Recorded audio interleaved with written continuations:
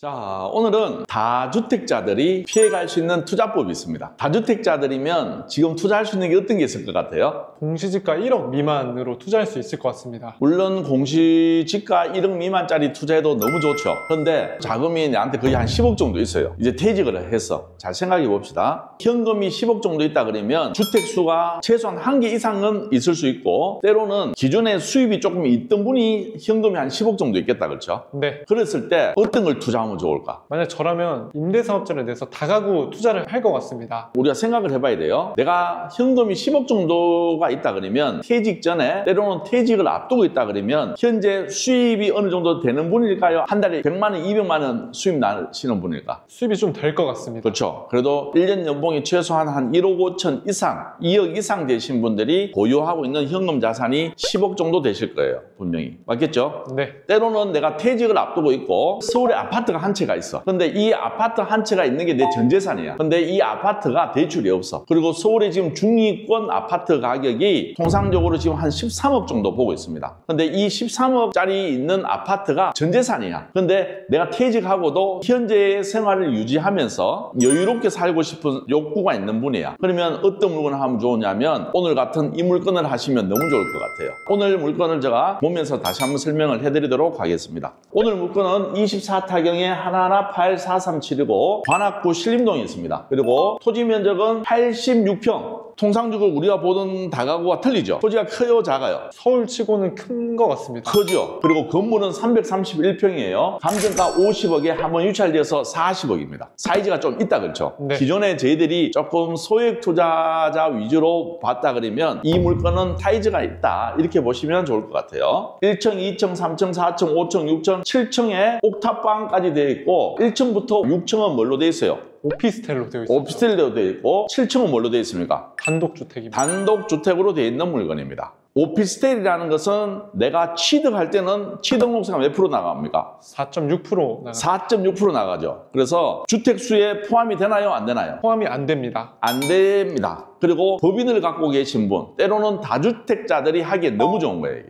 그래서 오피스텔이기 때문에 내가 한 방에 취득을 하더라도 취득세 중과가 되나요? 안 되나요? 안 됩니다. 안 되고 법인으로 투자했을 때는 취득세 중과는 안 없습니다. 됩니다. 그렇지만 마지막 꼭대기층에 있는 단독주택 부분만, 기존의 주택이 2가구 이상 있다 그러면 요 7층 부분만 13% 내면 됩니다. 전체에서 요 부분만. 그리고 내가 법인을 소유하고 있다 하더라도, 법인을 입찰 본다 하더라도 이 단독주택만 뭐 하면 된다? 취득세 중과를 맞으면 된다. 그러면 1층부터 7층까지 있기 때문에 큰 비중을 차지할까요? 안 할까요? 안 할 것 같습니다. 안 합니다. 그래서 이 물건은 다주택자, 법인 투자자들한테 너무 좋고, 때로는 세 번째 아까 얘기했듯이 서울에 아파트 하나 갖고 있는 분이 실거주 하시면서 월세 받기에 너무 좋은 매력적인 물건입니다. 이해되시겠죠? 네. 오케이. 말소 기준은 2005년 1월 18일입니다. 그리고 대항력 있는 임차인을 찾아야 되는데 현재까지 대항력 있는 임차인은 전혀 없어 보입니다. 근저당 설정이 되어 있고 나머지는 쭉 해서 권리상은 전혀 문제 없는 물건입니다. 그러면 쭉 올려서 우리가 뭘 봐야 될까요? 건축물 대장 한번 봅시다.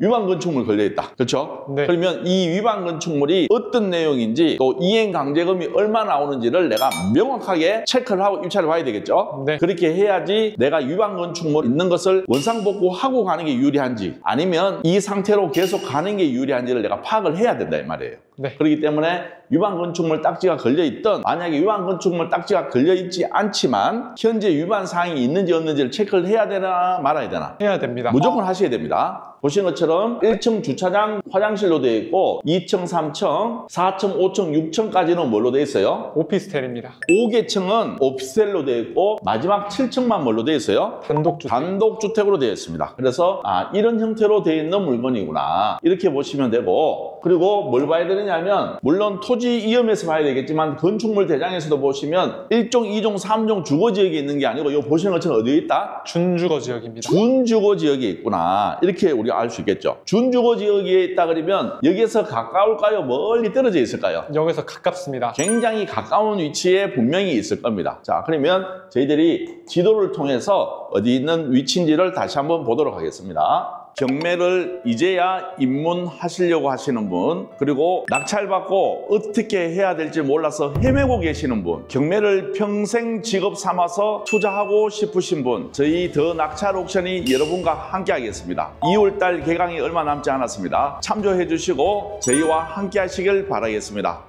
보시면 신림역이죠. 네. 여기가 중심 상업지역이 있어요. 그러면 여기가 어떻게 보면 신림역에서 먹자 골목 중에 가장 활발한 지역이에요. 우리처럼 이런 오피스텔에는 연세 드신 분이 거주하실까요? 좀 젊은 친구들이 거주하실까? 젊은 친구들이 거주할 것 같습니다. 그렇죠. 젊은 친구들이 거주할 때 제가 수업 때 항상 얘기하죠. 다가구나 이런 오피스텔은 여기서 가까운 데에 돼요? 멀리 떨어진 데에 돼요? 가까워야 됩니다. 가까워야 되고 또 주위에 먹자 상권이 있어야 됩니까? 떨어져 있는 게 좋을까요? 꼭 있어야 됩니다. 꼭 있어야 됩니다. 맞죠? 네. 그렇기 때문에 우리 물건은 입지적으로 봤을 때는 좋아요, 나빠요? 좋습니다. 너무 좋은 위치에 있죠. 네. 그리고 거리도 한번 재볼게요. 7번 출구에서 나온다 그러면 도보로 몇 분? 4분입니다. 4분 거리입니다. 그러면 가까워요? 멀어요? 가깝습니다. 너무 가깝죠? 네. 조건이 너무 좋은 매물이다. 이렇게 보시면 좋을 것 같아요. 그리고 우리는 주거지역이 있는 게 아니고 어디? 준주거지역이 있기 때문에 그래서 용적률을 많이 받아서 높게 이렇게 지은 거예요, 이게. 처음부터 물건 봤을 때 그 정도는 이해하셨나요? 못했습니다.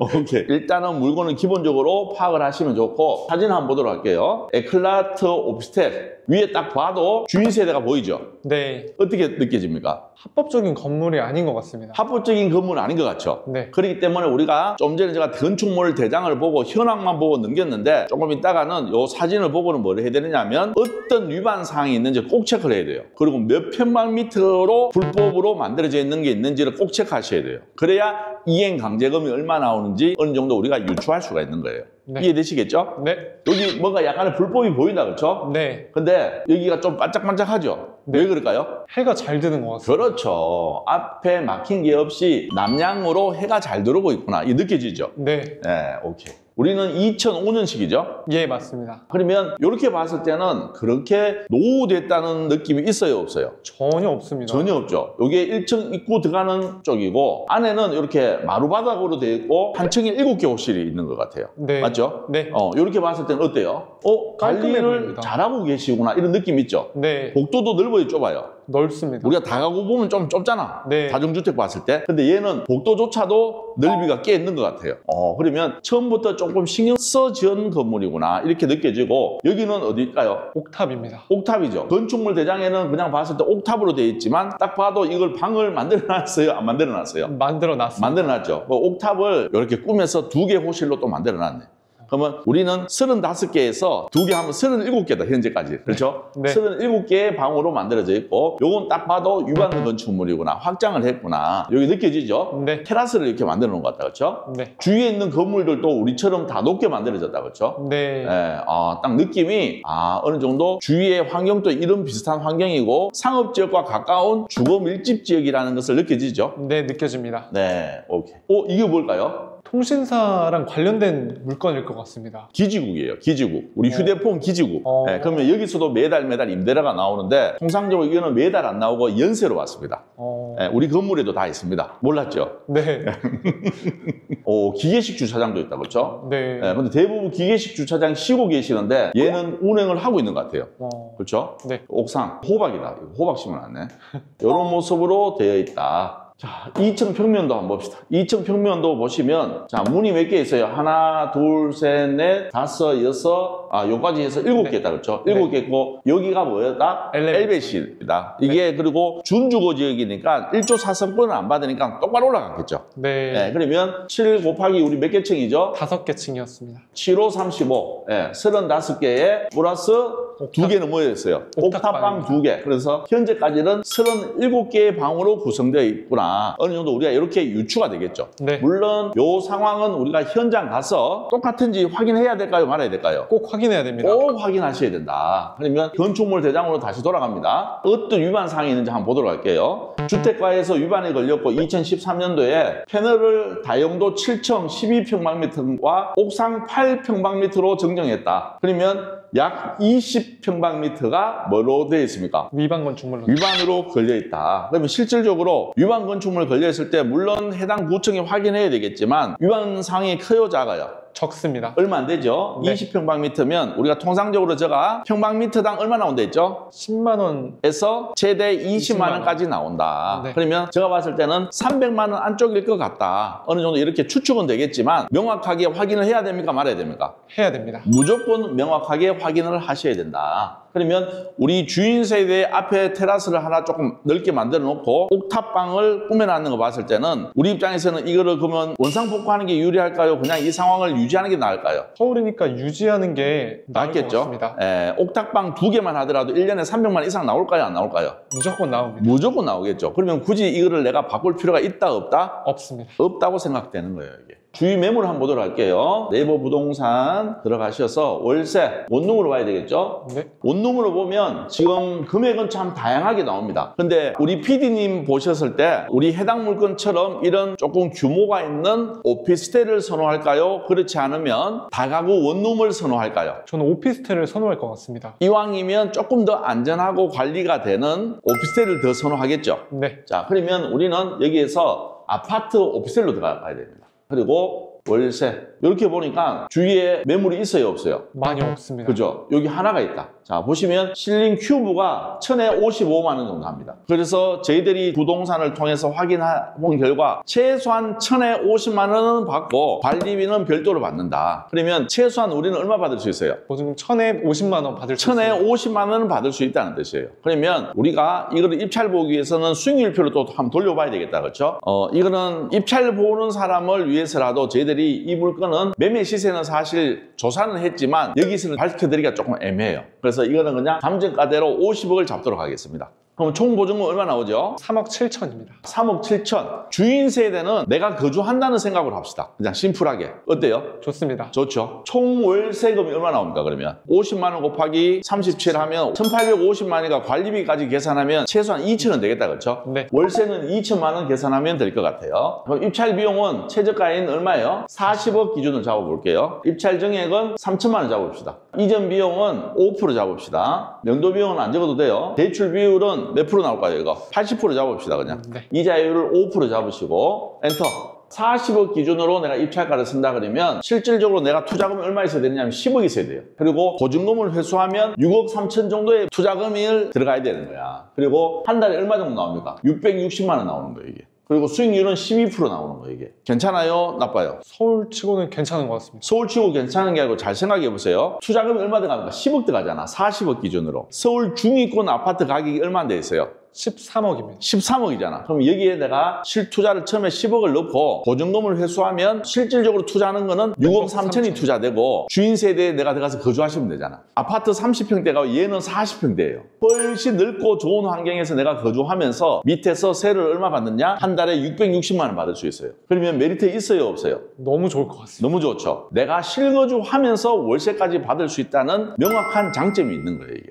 이해되시겠죠? 네. 이런 식으로 여러분들이 이제 물건을 보셔야 되고 이거를 만약에 43억까지 썼다고 가정해 봅시다. 제일 밑에 43억 9천이면 실질적으로 내가 투자할 수 있는 금액은 얼마예요? 10억 9,750만 원, 약 11억이 있어야 되고 보증금을 회수하면 얼마? 7억 2천 정도의 내 투자금이 이 건물에 들어가는 거예요, 이게. 그리고 한 달에 530만 원씩 수익이 나오는 거예요. 좋아요, 나빠요? 좋습니다. 이게 메리트가 뭐냐면 오피스텔이면 애매할 수 있다는 생각도 있어요. 근데 중요한 거는 내가 뭘 할 수 있다 얘기야? 거주를 할 수 있습니다. 거주를 할 수 있다는 명확한 장점이 있는 물건이다. 괜찮죠? 네. 근데 이거보다 수익을 더 크게 할 수 있는 방법이 있을까요? 없을까요? 있습니다. 있습니다. 우리 지금 이 건물도 우리가 뭘로 지금 허가 내고 있죠? 호스텔로 허가 내고 있죠. 근데 여기는 주거지역이지만 해당 물건은 뭡니까? 준주거지역. 준주거지역이니까 허가가 그냥 나옵니다. 여기는 주거지역이니까 학교와 거리도 200m 이상이 떨어져야 되고 앞에 도로도 몇 미터? 8m 이상 확보가 돼야 돼요. 강남 안에서 도로 8m 확보하기가 어려워요? 쉬워요? 어렵습니다. 거의 힘들죠? 네. 예. 그런데 우리는 앞에 도로가 10m 도로이기 때문에 허가 조건이 된다 이 말이에요. 그래서 이 건물도 우리가 지금 사옥으로 쓰고 있는 것을 리모델링을 하는 게 아니고 뭘로 한다? 호스텔로 바꿀 수 있는 거예요, 이게. 그러면 여기도 우리가 계산했을 때 지금 시공팀하고 운정팀들 와서 했잖아. 네. 그래서 이자 다 공제하고 한 달에 3천 정도의 수익이 생기는 건물이 되는 거예요, 이게.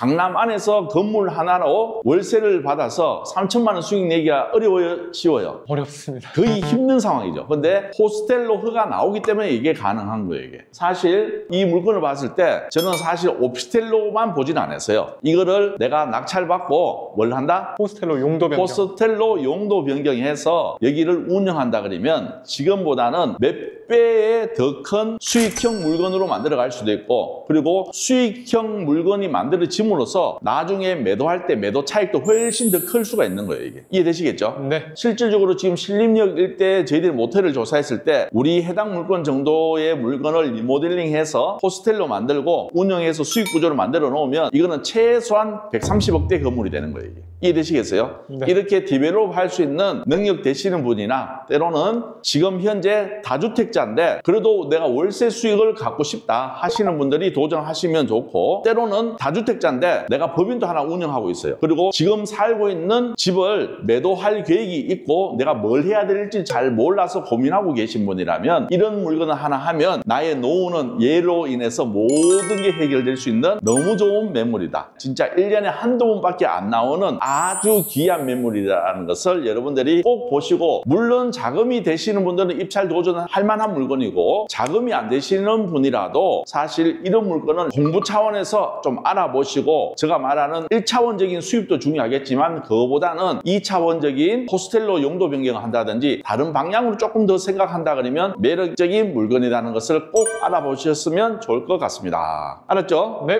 지금까지 우리 김 PD님과 전학철 옥션의 김멘터였습니다. 감사합니다. 감사합니다. 경매를 이제야 입문하시려고 하시는 분, 그리고 낙찰받고 어떻게 해야 될지 몰라서 헤매고 계시는 분, 경매를 평생 직업 삼아서 투자하고 싶으신 분, 저희 더 낙찰 옥션이 여러분과 함께 하겠습니다. 2월달 개강이 얼마 남지 않았습니다. 참조해 주시고 저희와 함께 하시길 바라겠습니다.